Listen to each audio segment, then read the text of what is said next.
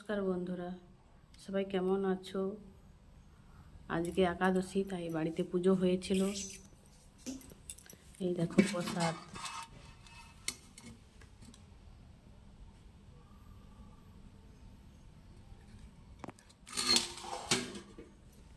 আর ছেলের কাণ্ড দেখো, কোলে বসে আছে। আমি আনাজ কাটছি, ছেলে বসে আছে কোলে।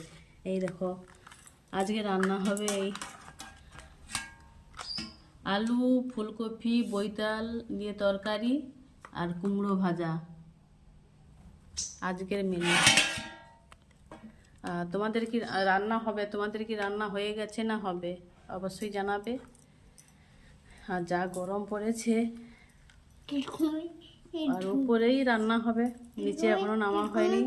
কোথায় কোথায় জল এখনো আছে। পাখিটা ঢুকলে দেখছো?